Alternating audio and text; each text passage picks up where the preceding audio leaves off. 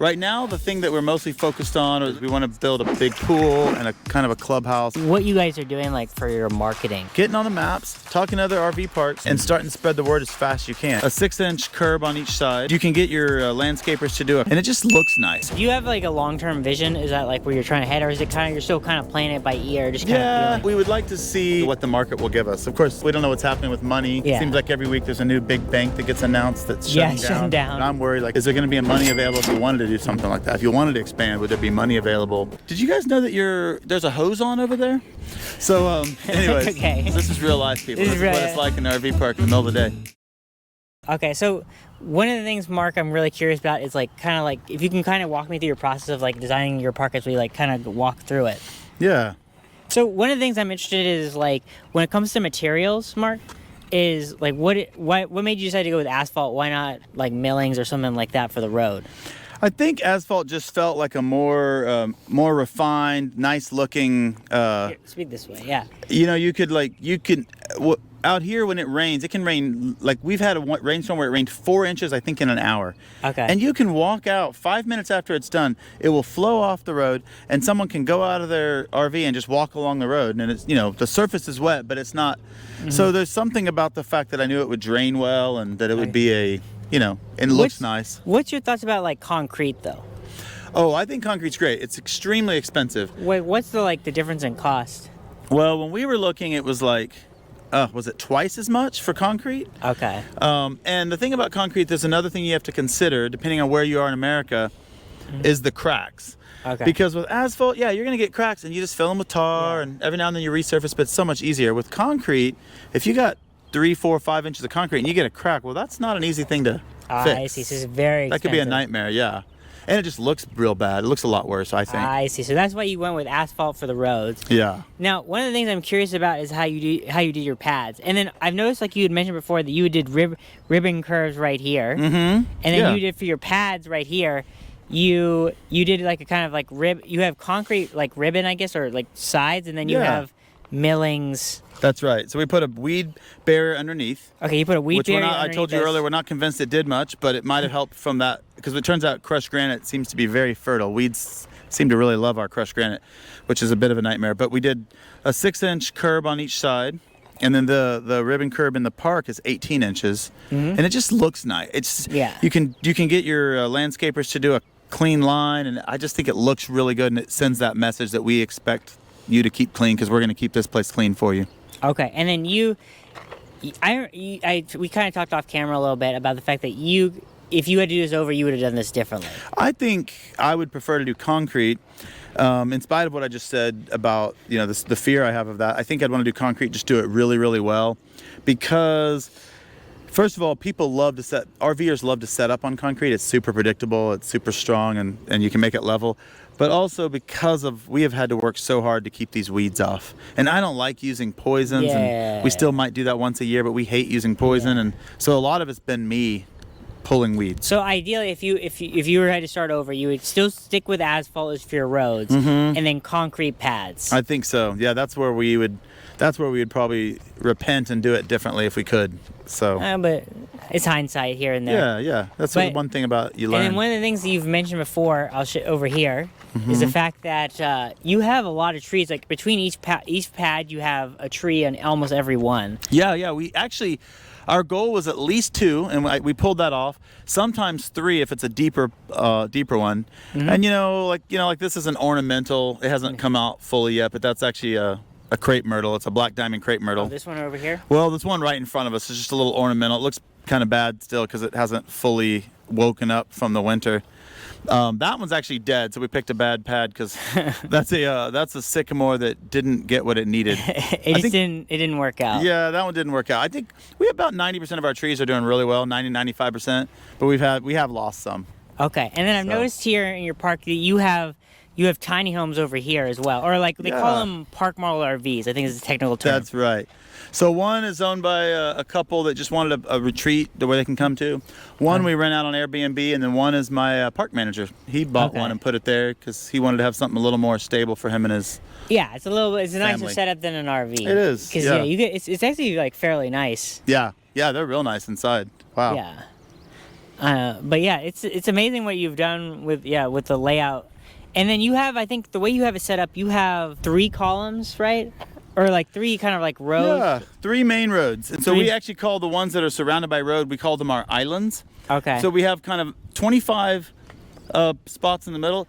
Did you guys know that there's a hose on over there? Oh, you got that. So, anyways. That's okay. This is real. This is real life, people. This is what it's like in an RV park in the middle of the day. So we have 25 spots are in the island spots, so those are all pull-throughs. Yeah. And then the back ends, the outer ring is back ends, and that's 23 of those. So that's where people come in and back, have a little more privacy. I see. Okay. And so and then you're looking to also, with your park, to eventually expand it too. I think you have we would love that. Yeah, we have 48 acres, and it'd be so fun if we could expand. Right now, the thing that we're mostly focused on, or at least that we're aiming our energies at, is we want to build a big pool and a kind of a clubhouse and something to make our people have a little place to hang out. So we're working on that with. One of the things I want to check out is kind of show people too the like kind of like your office or your kind of like your amenity center. Yeah. And I think that's one thing that people kind of forget about too is not only the pads, but kind of the amenities like you had mentioned, like the laundry facilities, the public restrooms, stuff like that. Because I think without that, like the park won't be as successful. Right. Yeah, you have to have some amenities. Well, we didn't just try to do every single amenity. You have to have some, or people, they need to know where they can do their laundry. They don't want to have to go to town, especially when you're out in the country like this. Yeah. So we knew we had to have a laundry room. Okay. It's a funny thing about RV parks, but even the very nice RVs, the bathrooms aren't great. The showers aren't great. You don't have a lot of elbow room. So we made big showers that are, we'll look at them in a bit, but we made big showers you can walk into that people love. So a lot of people leave their RV, it's almost like they're at summer camp, and they walk down with their toiletry case and they take a shower in our showers instead of their own. That's common. Like that's I wouldn't venture a percentage, but it's a lot of them. So I agree, because I think that even the biggest RVs, like the shower, like there's only so much room in you can have a shower, and so those amenities make a big difference. Yeah. Especially like to be able to relax. And so I think having a good amenity center and having like a decent like office area, or like a lounge, maybe even like a lounge area as well. Yeah, that's what we're looking towards, is having something like that. So.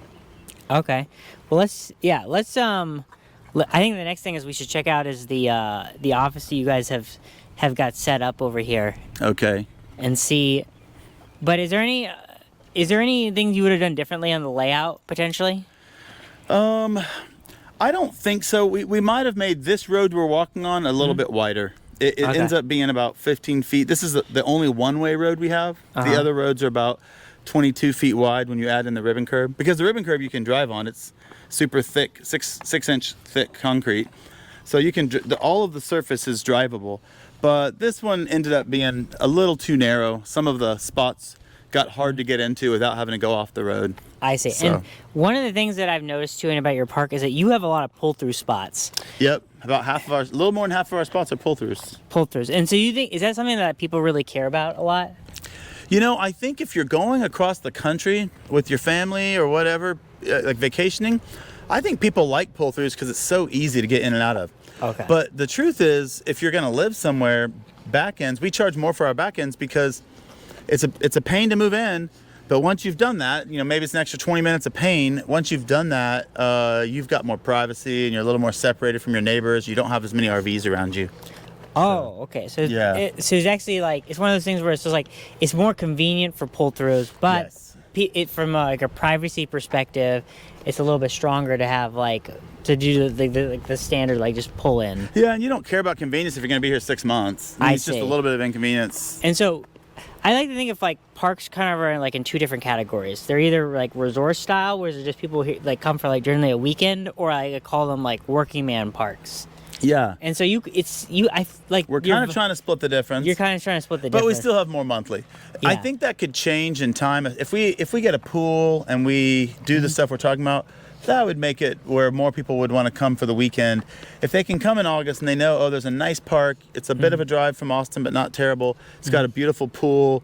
Okay, now suddenly we move into more of a resort I see. style Is or it? level. Do you have like a long-term vision? Is that like where you're trying to head, or is it kind of you're still kind of playing it by ear, just kind of feeling things? We do. We would like to see like basically what the market will give us. Of course, we Yeah. all know right now the market's a little scary. We don't know what's happening with money. Yeah. Seems like every week there's a new big bank that gets announced that's shutting down. shutting down. So I don't know about you, but I'm worried. Like, is there going to be money available if you wanted to do something like that? If you wanted to expand, would there be money available with banks seeming very I see. insecure? And so the last thing, this is you're kind of like your amenity center, and this is like your general office area.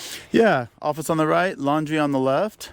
Yep. I see. And then and this is the you were saying before about the laundry, like you guys have it with an app where you like have some profit sharing where this company brings the laundry facilities. Yeah. And then all you do is you just pay for the electricity, and then you have like some profit split set up. They had different models. We decided to buy the machines from them. Oh, so you bought the machines We from did, but you didn't have to. Yes. You could do it just pure profit share.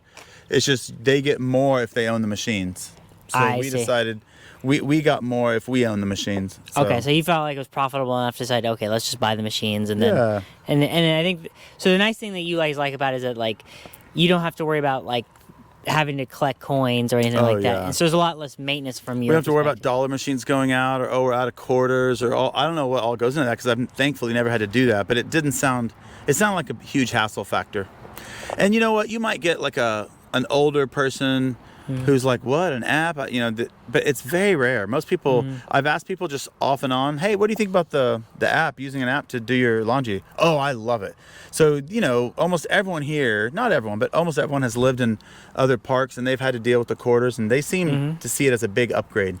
You you download the app, and it takes 3 or 4 minutes. If you know what you're doing, 2 or 3 minutes to hook up to your debit card, and then that's it. From then on, you just open up the app every time you want to do your laundry. It's so real easy. Okay.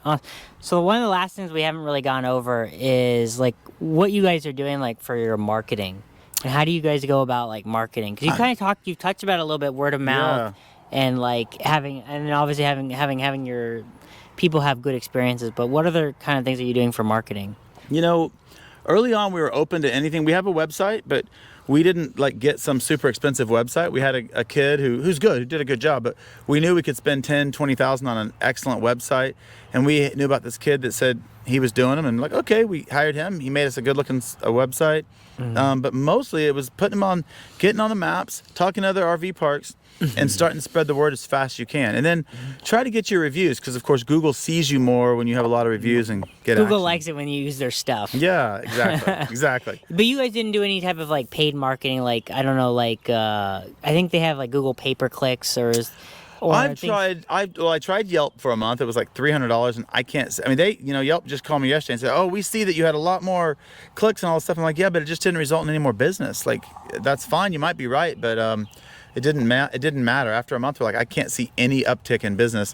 So I think I did try a Google click campaign, which was interesting, and that wasn't bad. But I can't say I wasn't so convinced that I kept doing it. I haven't needed to, but I'm open to it, and I'd like to learn Google more, because like right now, being transparent, like, oh, we have 3 or 4 spots, it'd be good to fill them up. Yeah. It's worth spending $100 or $200 on Google if it drives more people your way and you get filled up faster. So cost of doing business. Yeah, I've learned it's tricky. I mean, obviously the best things have been word of mouth, visibility, physical visibility, to be having like a great.